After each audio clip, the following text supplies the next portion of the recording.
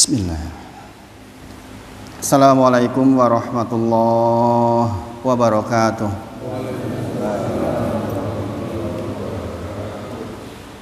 Alhamdulillahi haqqa hamdi nahmaduhu wa nasta'inuhu wa nastaghfiruh wa na'udzu billahi min syururi anfusina wa min sayyiati a'malina. May yahdihillahu fala mudilla lahu wa may yudlilhu fala hadiyalah. Asyhadu alla ilaha illallah wa asyhadu anna Muhammadan abduhu wa rasuluh. Allahumma sholli ala sayyidina Muhammad wa ala ali sayyidina Muhammad.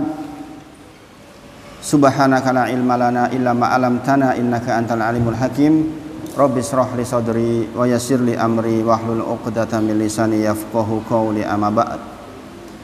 Bapak Ibu sedaya, alhamdulillahirabbil alamin, kita masih diberi umur sampai hari ini. Kita berdoa kepada Allah agar setiap umur yang Allah titipkan kepada kita menjadi tambahan kebaikan untuk kita seterusnya. Salawat dan salam kita sampaikan kepada junjungan kita Nabi Agung Muhammad Sallallahu Alaihi Wasallam. Kita berharap betul Allah pilih kita mendapatkan salah satu syafaat dari beliau Muhammad Sallallahu Alaihi Wasallam atas izin Allah Subhanahu Wa Taala. Insya Allah kita melanjutkan bacaan kitab kita, kitab 3 landasan pokok, kitab usul salasah. Insya Allah kemarin sudah sampai kepada mukadimah yang kedua. Kita bacakan ulang sekilas, mudah-mudahan bisa menjadi pengeling-eling. Nggih menika di bagian i'lam rahimakallahu annahu yajibu ala kulli muslimin wa muslimatin ta'allumu salasi hadhil masail wal amalu bihinna. Di situ halaman berapa, Pak? 45. Halaman 45. Halaman 45. 45. Nggih. Saya mungkin pinjam satu, Pak, yang itu, Pak. Oh, yang sesuai ini beda ini.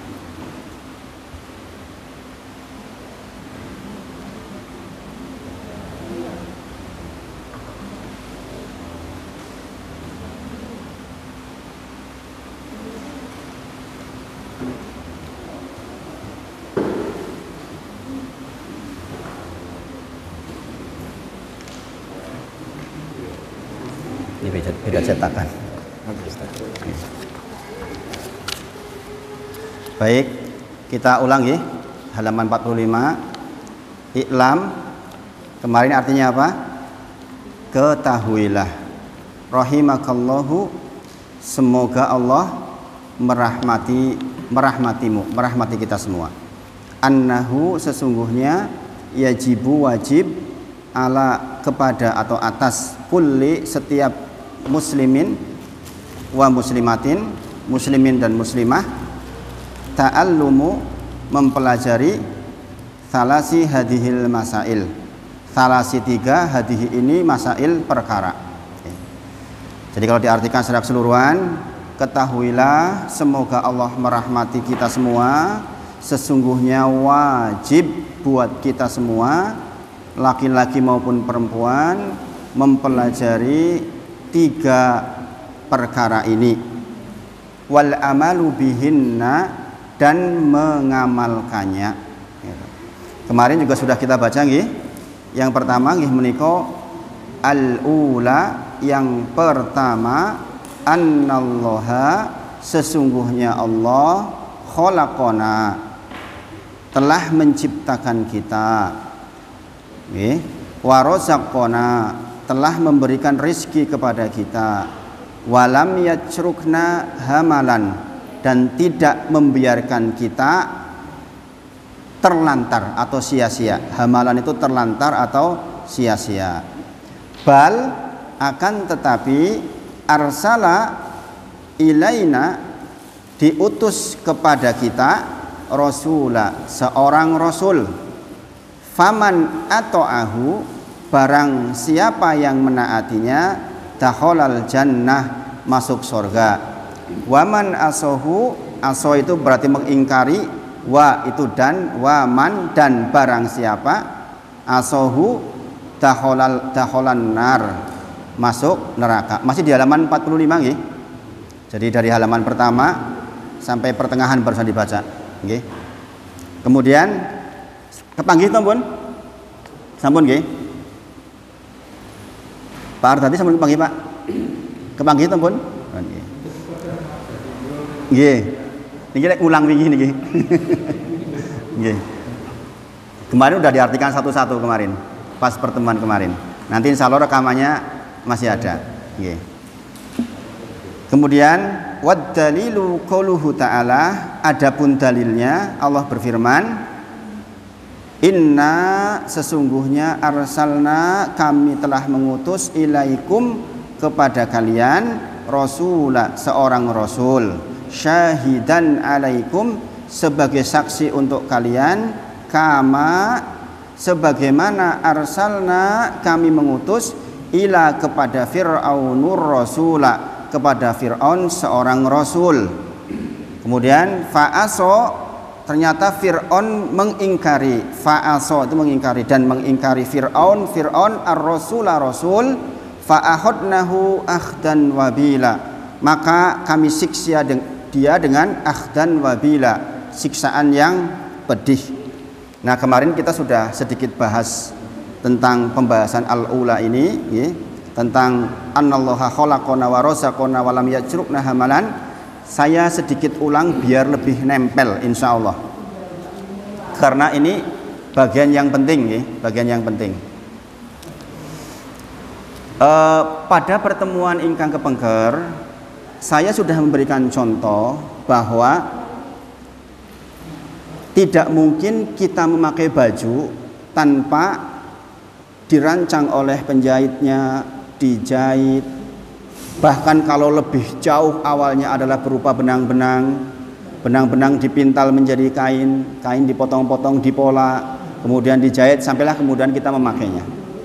Kemudian juga sudah dicontohkan pertemuan Imam Abu Hanifah rahimahullah ta'ala dengan seorang yang tidak percaya adanya Tuhan, seorang yang ateis, yang di sana dikatakan tentang perjalanan sebuah bahtera, perjalanan sebuah kapal yang mengangkut barang-barang, menyeberangi lautan, kemudian menurunkan barang, mengangkat lagi, menuju ke sebuah tempat. Itu semua tentu saja ada yang mengatur, ada nahkodanya.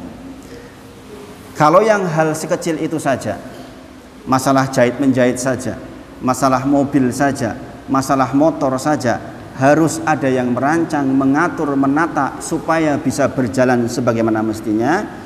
Apalah lagi dunia ini beserta segala isinya. Ingat, kita akan mempelajari tentang apa? Salah satunya ma'rifatullah, mengenal adanya Allah. Maka pada bagian ini penulis ingin menyampaikan bahwa Allah itu ada, dengan pernyataan annallaha khalaqana wa razaqana wa lam yajrukna hamalan, menunjukkan bahwa Allah Subhanahu wa taala itu ada. Ini kan penting dipahami di zaman di mana sekarang berbagai macam informasi datang silih berganti, kadang-kadang akidah bisa berubah pagi, siang dan malam. Maka penulis ingin menyampaikan, ketahuilah Allah itu ada. Dia telah menciptakan kita, Dia telah memberikan rizki kepada kita, dan ketahuilah Allah tidak membiarkan hidup kita terlantar. Ini akidah yang harus kita tanam sampai kapanpun, terlebih di generasi anak-anak kita yang kadang-kadang mengenal Allah itu menjadi begitu sulit karena hedonisme dunia, di berbagai macam kesibukan dunia, seolah-olah peran Tuhan itu menjadi sangat kurang. Mereka bersandar kepada teknologi. Sekarang orang suruh nggak bawa HP udah pusing banget kan. Padahal zaman dulu nggak ada HP juga nggak apa-apa. Maka di sini penulis ingin menyampaikan bahwa Allah itu ada, menciptakan kita, memberikan rizki kepada kita, dan akan terus ada. Nggak akan terus ada. Akan terus ada, akan mengatur terus-menerus kehidupan kita. Maka dari contoh tentang kisahnya Abu Hanifah kemarin, mengatakan bahwa semua terjadi dengan sendirinya adalah jawaban yang tidak masuk akal. Gitu. Kita sepakat kemarin kalau nggak ada nahkodanya, masa iya sih kapal bisa berjalan sebagaimana mestinya? Kan tidak mungkin. Maka mengatakan hidup ini pun berjalan tanpa ada yang mengatur, itu adalah sebuah kemustahilan. Apa manfaatnya buat kita? Di antaranya adalah kita akan merasakan tentram, Bapak Ibu Sedoyo. Kalau kita merasakan bahwa hidup ini itu ada yang mengatur, ada yang mengurus, kita tentram. Kenapa? Kita tahu ada tempat bersandar. Ada tempat bersandar. Dan tidaklah mungkin segala sesuatu tersusun sangat rapi kecuali ada yang menatanya. Jenengan punya istri, punya anak-anak, bisa sekolah di sekolah yang bagus misalnya, kok ya dia sehat, sagedahar sendiri yang tadinya dulu harus didulang dan sebagainya, semuanya itu telah disusun rapi oleh Allah Subhanahu wa taala. Sekali lagi, pengetahuan ini membuat kita mengenali Allah yang dengan itu kita tentram. Sehingga kita tidak bunak menghadapi persoalan kehidupan. Bahkan Bapak Ibu Sedoyo, orang ateis sendiri, orang yang tidak percaya ada Tuhan itu sendiri, di dalam satu waktu tertentu dia akan mencari atau kembali ke fitrahnya bahwa dia butuh Tuhan. Sebagaimana saya sampaikan minggu yang lalu, ada istilah no atheism in foxholes. Tidak ada ateis di bunker perang. Orang kalau lagi musim bom-boman di bunker perang, bahkan seorang tentara yang tidak percaya adanya Tuhan pun dia mencari sandaran, berdoa kepada zat yang menurut dia bisa untuk bersandar. Jadi aslinya setiap orang itu butuh Tuhan gitu. Maka dengan ngaji kita sebenarnya diingatkan kembali bahwa Tuhan kita itu ada. Semakin ke belakang nanti jenengan akan semakin paham, akan semakin paham insya Allah. Kemudian di sini dikatakan selain menciptakan, Allah juga memberikan rizki kepada kita. Wa razaqona, Allah telah memberikan rizki kepada kita. Sebagaimana saya gambarkan minggu yang lalu, Allah datangkan segala sesuatu fasilitas yang membuat hidup kita berjalan. Contoh, sapi ditundukkan dengan kita, dituntun manut, gajah manut, kuda yang tenaganya kuat seperti itu bisa berjalan cepat, ditumpai yo gelem gitu. Itu bukan satu hal yang kebetulan. Allah memang rozakona, Allah telah rizkikan untuk kita manusia, ditundukkan untuk kita manusia. Demikian juga lautan yang luas itu juga Allah tundukkan untuk kita. Buktinya Allah berikan inspirasi kepada orang untuk buat kapal dari besi loh Bapak Ibu Sedoyo. Bayangkan, kapal tanker, kapal besar-besar itu kan dari besi. Bayangkan Allah tundukkan agar ngambang di lautan, kemudian bisa mengangkut semua kebutuhan manusia. Ini artinya apa? Khalaqona wa razaqona. Allah tuh nggak hanya menciptakan kita kemudian dibiarkan, sebagaimana kepercayaan orang-orang ateis yang mengatakan mereka sebagian percaya Allah itu ada tapi sudah mati katanya. Pernah dengar nggak di salah satu universitas di Jogja ini?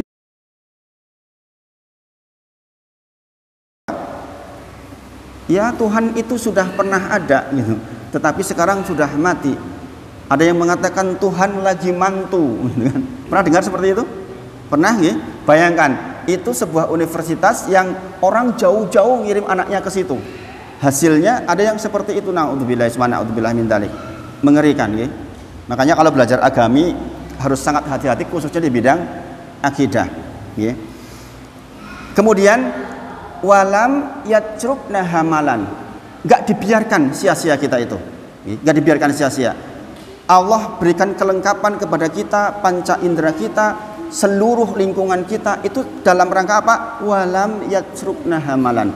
Allah nggak biarkan kita sia-sia. Jadi ada tujuan-tujuan mulia Allah ciptakan kita, ini yang harus kita pahami. Nanti akan kita temukan di pelajaran-pelajaran berikutnya insya Allah. Jadi kalau dia Tuhan, maka dia menciptakan juga membuat aturan-aturan sehingga makhluknya tidak saling benturan. Seorang pemimpin perusahaan saja, dia membuat aturan-aturan supaya karyawannya ada jenjang karirnya, gitu. Kemudian agar antara satu karyawan dengan karyawan lain tidak bertengkar, dibuat aturan-aturan. Maka demikian juga Allah tidak membiarkan kita begitu saja, tapi dibuat aturan-aturan. Di antara dalil yang menunjukkan bahwa Allah tidak membiarkan kita begitu saja adalah Quran surah Al-Baqarah ayat ke-164. Quran surah Al-Baqarah ayat 164. Itu tidak ada di kitabnya, ini tambahan dari syarahnya. Jadi kan bisa tulis. Walam yatrukna hamalan, Allah tidak biarkan kita sia-sia. Di antara dalilnya adalah Quran surah Al-Baqarah ayat ke-164. Ini redaksinya hampir sama dengan Quran surah Ali Imran ayat 190. Kalau jenengan membaca Al-Baqarah 164 dengan Ali Imran 190 itu mirip-mirip. Mirip-mirip. Menika inna fi khalqis samawati wal ardi wakhtilafil laili wan nahar, inna sesungguhnya fi khalqis samawati wal ard, di dalam penciptaan langit dan bumi, wakhtilafil laili wan nahar, bersilih bergantinya siang dan malam, wal fulkil lati tajri fil bahri bima yanfa'un nas, dan berlayarnya kapal-kapal di lautan membawa segala sesuatu yang bermanfaat bagi manusia. Wa ma anzalallahu minas samaa'i ma', dan apa-apa yang Allah turunkan dari langit berupa air, fa ahya bihil ardo ba'da mautiha, yang dengan air itu kemudian Allah hidupkan setelah matinya bumi, maksudnya kering maksudnya. Jadi kan tahu nggih, bumi kalau kering maka tetumbuhan pada mati, maka kemudian Allah turunkan hujan yang kemudian menumbuhkan lagi yang sedemikian lama mati. Sekali pahami nggih? Maka dikatakan wa ma anzalallahu minas samaa'i ma' fa ahya bihil ardu ba'da mautiha, setelah kematiannya, nggih. Wa basa fiha min kulli dabbah, kemudian Allah tebarkan di muka bumi itu berbagai macam hewan-hewan. Bayangkan, jenengan bayangkan kemarin berapa juta itu yang namanya sapi dan kambing disembelih. Kok yo ada terus, nggak pernah kurang. Gini apa nggih? Pernah dengar tidak dalam satu waktu itu Adha kurang sapi? Enggak kan? Padahal bayangkan berapa yang disembelih kemarin itu. Masya Allah. Maka dikatakan di sini, wa batsa fiha min kulli dabbah wa tasrifir riyah, kemudian bertiupnya angin-angin, nggih. Bertiupnya angin, wasahabil musakhkhari bainas samawati wal ard, dan Allah atur awan yang berada di antara langit dan bumi. Nah, ini kata kuncinya, la ayati, inilah tanda-tanda adanya Allah. Tadi kita lagi belajar apa? Belajar tentang Allah itu ada. Itu semua tadi la ayati, tanda-tanda tentang keesaan Allah, tanda-tanda bahwa Allah itu ada, tanda-tanda kebesaran Allah. Liqaumi yaqilun, bagi siapa? Bagi kaum orang-orang yang memikirkan. Siapa yang bisa memikirkan? Adalah orang-orang yang mau belajar, orang-orang yang ta'alum, orang-orang yang mau hadir seperti ini. Inilah orang-orang yang liqaumi, adalah orang-orang yang yaqilun, orang-orang yang mengerti, orang-orang yang memikirkan. Nggih. Maka sekali lagi kita bersyukur kepada Allah, kita ditakdir oleh Allah bisa seperti ini. Itu masya Allah, masya Allah, masya Allah. Mudah-mudahan kita bisa istiqomah. Sekali lagi, niat kita pokoknya akan belajar urut-urutan sampai kita mengetahui ilmu agama. Kalaulah kita dipanggil oleh Allah di tengah-tengah perjalanan kita meninggal, setidaknya niat kita sudah sampai kepada Allah untuk tahu ilmu agama. Insya Allah. Nah, itu surah Al-Baqarah ayat 164. Demikian juga di dalam surah Ali Imran 190. Nggih. Inna fi khalqis samawati wal ardi wa ikhtilafil laili wan nahari la ayat. Gitu nggih. Sesungguhnya di dalam penciptaan langit dan bumi, bergantinya siang dan malam, ada tanda-tanda bagi orang yang berpikir. Nggih. Inna fi khalqis samawati wal ardi wa ikhtilafil laili wan nahari la ayat. Untuk siapa? La ayatil li ulil albab. untuk orang yang ulil albab, orang-orang yang belajar, orang-orang yang mau mempelajarinya, memikirkannya. Pada saat dia duduk, pada saat dia berdiri, pada saat dia berbaring. Kemudian dia memikirkan tentang penciptaan langit dan bumi. Rabbana ma khalaqta hadza batila. Sesungguhnya Allah menciptakan itu semua tidak sia-sia. Jadi nanti jangan baca surah Ali Imran ayat ke-190, redaksinya hampir sama dengan ini. Bukti bahwa Allah itu ada, Allah itu mengurus kita, Allah mendatangkan fasilitas untuk kita. Maka sekali lagi, orang-orang yang sudah belajar seperti ini adanya cuma syukur, syukur, syukur, begitu. Bagaimana tidak? Allah Subhanahu wa taala sudah siapkan seluruhnya. Dikatakan apa di dalam kitabnya? Walam yatsrukna hamalan. Dan Allah tidak biarkan kita sia-sia. Gitu. Maka kemudian penulis juga mendatangkan lagi Quran surah Al-Mu'minun ayat 115-116. Nggih menika afa hasibtum annama khalaqnakum abasan. Allah mempertanyai kita, apakah manusia berpikir bahwa manusia diciptakan abasan? Abasan itu untuk main-main. Apakah manusia mengira bahwa manusia diciptakan dalam rangka untuk main-main? Wa annakum ilaina la turja'un. Dan apakah mereka berpikir mereka tidak akan dikembalikan kepada kami?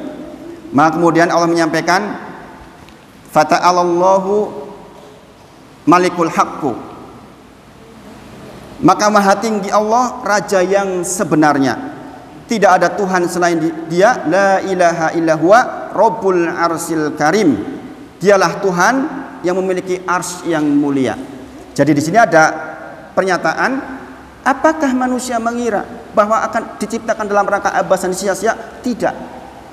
Tidak. Apakah mereka berpikir mereka tidak akan dikembalikan? Tidak. Mereka akan dikembalikan kepada Allah.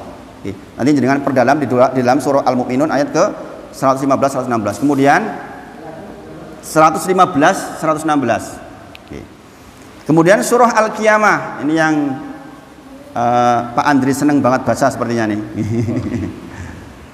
Juga semisal nggih, surah Al-Qiyamah ayat ke-36 sampai 40 nggih. Ayah sabul insanu ayyutraka suda. Apakah manusia mengira bahwa ia akan dibiarkan begitu saja? Sudah itu ditekne wae. Nggih. Nggih. Apakah manusia mengira bahwa ia akan dibiarkan begitu saja tanpa pertanggungjawaban? Maksudnya sudah itu dibiarkan begitu saja tanpa pertanggungjawaban, wis mati ya wis gitu. Apakah manusia mengira begitu? Kemudian alam yakunu tufatan mimmani yumna. Bukankah dia dahulu setetes mani yang ditumpahkan ke dalam rahim? Summa kana alaqatan fa khalaqa fasawa. Kemudian mani itu menjadi segumpal darah, lalu Allah ciptakan dan sempurnakan. Kemudian darinya kemudian Allah ciptakan sepasang laki-laki dan perempuan. Kemudian bukankah Allah yang demikian itu? Di akhir ayat, yang bisa menciptakan itu, maka tentu saja mudah pula untuk membangkitkan. Ini sebuah pernyataan jelas bahwa kita itu diciptakan, kemudian akan diberi ujian-ujian, kita akan mati, kemudian kita akan dihidupkan lagi, dimintai tanggung jawab. Maka Masya Allah Bapak Ibu Sedoyo, bagi kita yang sudah belajar seperti ini, hidup itu rasanya itu hanya zikrullah saja. Ya ayyuhalladzina amanu dzkurullaha dzikran katsira wasabbihuhu bukrata wa asila. Wahai orang-orang yang beriman, ingatlah Allah dengan ingatan yang banyak. Zikirlah kepada Allah di pagi dan petang. Karena apa? Kita diciptakan bukan abasan. Kita diciptakan ada tujuan-tujuan mulia. Kita tidak dibiarkan begitu saja tanpa pertanggungjawaban. Ada pertanggungjawabannya. Maka sekali lagi, walam yatsrukna hamalan. Di dalam kitab tulis walam yatsrukna hamalan. Allah tidak biarkan kita hidup sia-sia. Bapak Ibu sedaya, kemudian penulis menambahkan di dalam kitabnya, bal arsala ilaina rasula, tetapi Allah kirim kepada kita seorang rasul. Sudah ditulis minggu yang lalu nggih? Bal arsala ilaina rasula, sudah ditulis minggu yang lalu nggih? Tetapi sesungguhnya Allah kirim kepada kita seorang rasul. Pertanyaannya, apa tugas seorang rasul? Apa tugas seorang rasul? Minggu kemarin sebenarnya sudah saya sampaikan, cuma karena sisa waktu jadi khawatir kurang jelas nggih. Yang pertama, mengenalkan sifat-sifat Allah.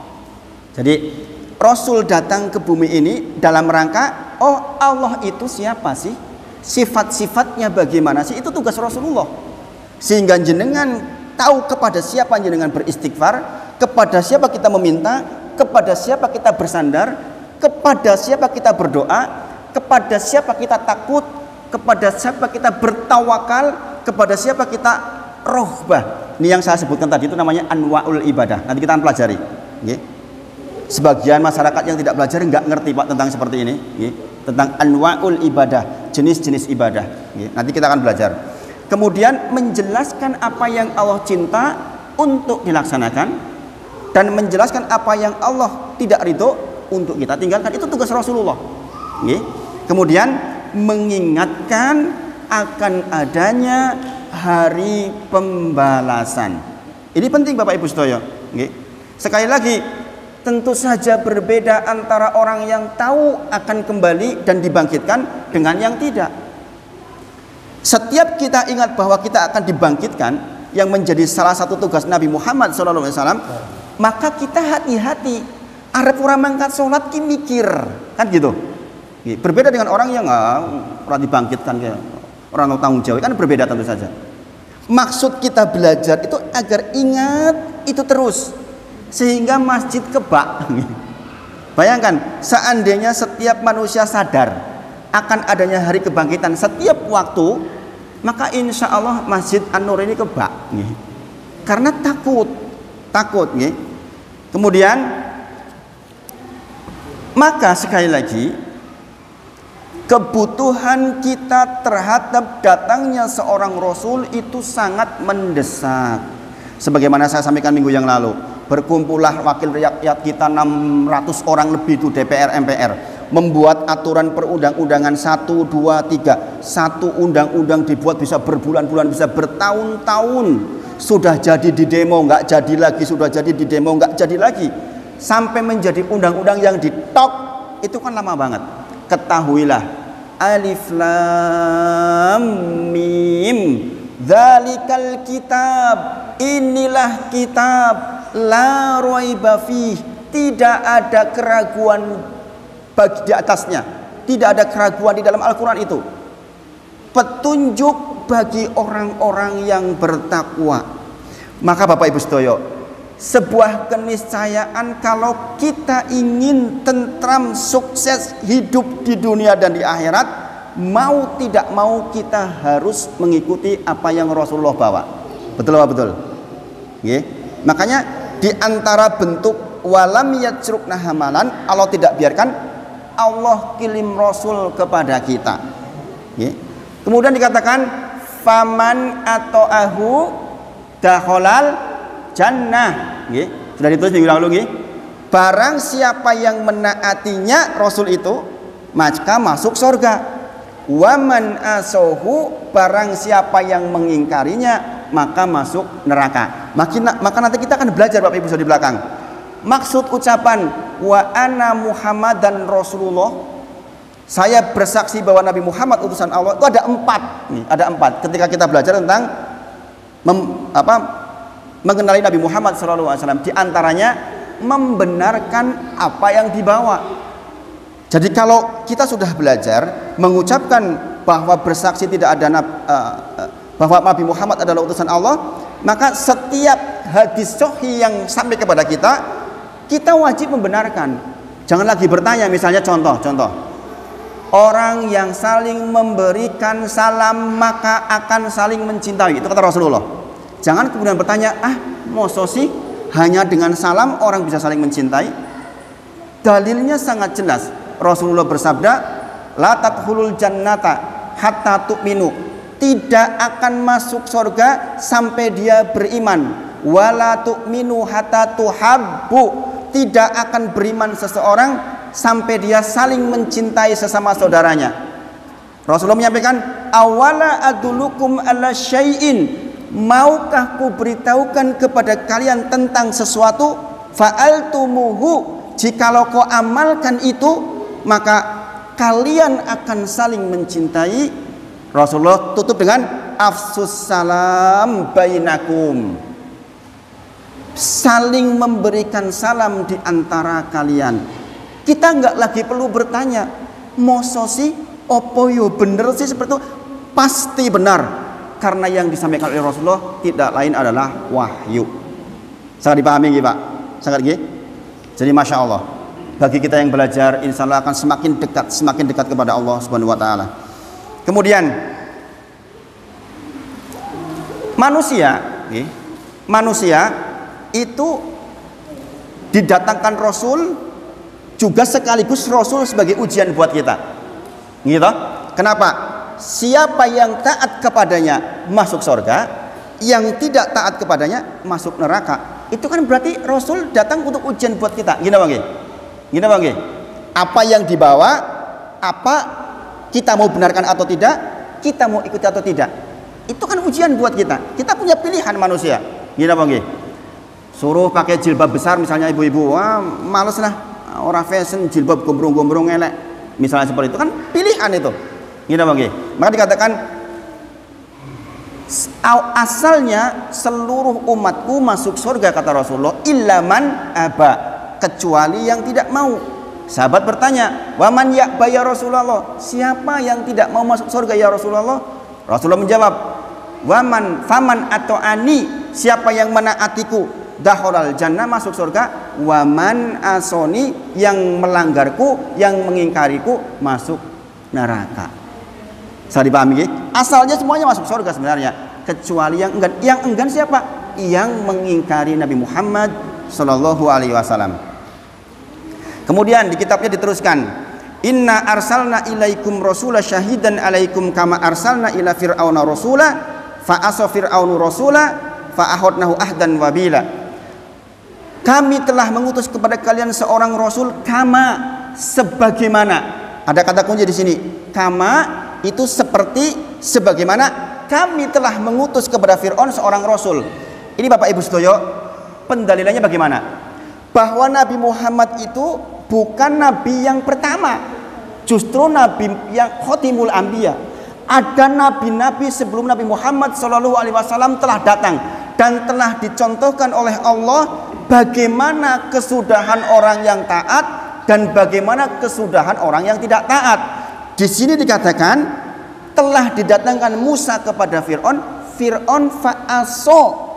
Fir'aun itu mengingkari Nabi Musa alaihissalam, maka diberikan akhdan wabila, diberikan siksa yang pedih. Jadi kalau kita pun ternyata mengingkari Nabi Muhammad SAW, nasibnya nggak akan jauh-jauh dari Fir'aun maksudnya. Ini sebuah pelajaran dan ibrah yang besar, Masya Allah. Sangat jelas dalilnya, surah Al-Muzammil ayat ke-15-16. Melalui ayat ini beliau penulis ingin menjelaskan bahwasanya Allah pernah mengingatkan orang-orang sebelum kita tentang datangnya seorang nabi yang kemudian dia mengingkari. Dikabarkan kepada kita Fir'aun itu mendapatkan siksa di 3 tempat. Di dunia disiksa, di kuburan disiksa, di alam barzah disiksa, kemudian nanti di akhirat siksanya sangat pedih. Dan demikian juga orang-orang yang mengingkari Nabi Muhammad SAW, dia akan mati dengan su'ul khotimah. Surah Ibrahim ayat ke-27. Yusabbitullahu alladzi bil qauli sabit fil hayati dunya wa fil akhirah. Allah akan mengokohkan kalimat bagi orang yang beriman di dunia dan di akhirat, yaitu dengan ucapan la ilaha illallah ketika menjelang meninggal sebagai tanda dia husnul khotimah. Ketika di kuburan nanti dia bisa menjawab 3 pertanyaan, ketika di akhirat dibangkitkan dengan ucapan la ilaha illallah, kita masuk surga. Ini maksudnya, nggih. Maka Fir'aun itu disiksa menjelang matinya, ditenggelamkan, bahkan diselamatkan sebagai bukti keburukan sampai hari ini masih ada jasadnya. Masya Allah. Nanti di kuburan dia mendapatkan siksa dengan apa? Dipaparkan dan diperlihatkan neraka setiap pagi dan petang. Bayangkan, orang yang beriman itu dibukakan sorga dan neraka, diperlihatkan pagi dan petang, pun senang jenengan itu. Nggih. Tetapi Fir'aun diperlihatkan api neraka setiap pagi dan petang, naudzubillah. Nggih. Dan di akhirat dia mendapatkan siksa yang pedih. Makanya ahdan wabila. Nggih. Surah Ghafir ayat ke-46 itu mengabarkan kepada kita tentang siksa Allah kepada Fir'aun. Nggih. Surah Ghafir ayat 46. Dan pada hari terjadinya kiamat dikatakan kepada malaikat, masukkanlah Fir'aun dan kaumnya ke dalam azab yang sangat keras. Itu di akhirat begitu. Dereng isang ya Pak ya? Dereng Pak? Dereng. Nah Bapak Ibu sedaya, oleh karena Bapak Ibu sedaya, pada bagian ini penulis mengatakan jangan berspekulasi di bab akidah. Karena hari ini begitu banyak pemikiran-pemikiran yang masuk ke kita dengan terbukanya media sosial. Subhanallah Bapak Ibu sedaya, kalau jenengan melihat YouTube misalnya, semua aliran ada dan semua ada pengikutnya. Itu yang saya nggak habis pikir. Bayangkan, kita sebagai orang awam kan berpikir, nah dia profesor seperti itu, jangan-jangan saya yang salah. Jangan-jangan saya yang rendah ilmunya, kan begitu. Padahal dalilnya sangat jelas seperti ini. Kalau kita kembalikan ke Al-Quran dan hadis itu, masya Allah, sesungguhnya agama ini itu ringan. Annallaha khalaqana wa razaqana wa lam yajrukna hamalan. Sesungguhnya Allah itu ada, menciptakan kita, memberikan rizki kepada kita, tidak membiarkan kita begitu saja. Bal arsala, kemudian akan tetapi Allah kirim kepada kita seorang rasul untuk membimbing kita agar tidak keliru jalannya. Karena bab akidah ini bahaya kalau keliru. Sekali lagi, kita mungkin bisa keliru di hal yang lain. Orang mungkin masih naudzubillah berzina, orang mungkin masih berbuat riba, orang mungkin masih berbuat menipu mungkin. Itu semua masih mungkin diampuni oleh Allah Subhanahu wa taala. Tapi tidak dengan bagian yang ini. Kalau kita keliru di bagian la ilaha illallah, kok kita meninggal belum bertobat, kita di neraka jahanam selama-lamanya. Ini yang saya katakan, mengapa kita mempelajari ilmu akidah dulu sebelum yang lain-lain. Kepeksonnya kita meninggal duluan, minimal kita meninggal dengan ucapan la ilaha illallah yang sempurna. Siapa yang bisa mengucapkan itu? Yang mengakui keberadaan Allah, mengimani adanya Allah. Sesungguhnya Allah itu ada, menciptakan kita, memberikan rizki kepada kita, kemudian tidak membiarkan kita begitu saja. Mudah-mudahan bermanfaat penjelasan satu bait ini. Insya Allah minggu depan kita masuk ke bagian yang kedua. Muqaddimah yang kedua di bagian yang kedua. Ini juga sangat penting tentang peringatan dari penulis bahayanya kita tidak bertauhid kepada Allah Subhanahu wa taala. Kita akhiri dengan kafaratul majlis. Subhanakallahumma wa bihamdika asyhadu alla ilaha illa anta astaghfiruka wa atubu ilaik. Wa akhiru da'wana alhamdulillahirabbil alamin. Assalamualaikum warahmatullahi wabarakatuh. Saya kembalikan kepada Pak Andri. Matur nuwun. Ini kalau setelah Isa mau ada pertanyaan boleh Pak. Kalau setelah Isa mau ada pertanyaan boleh.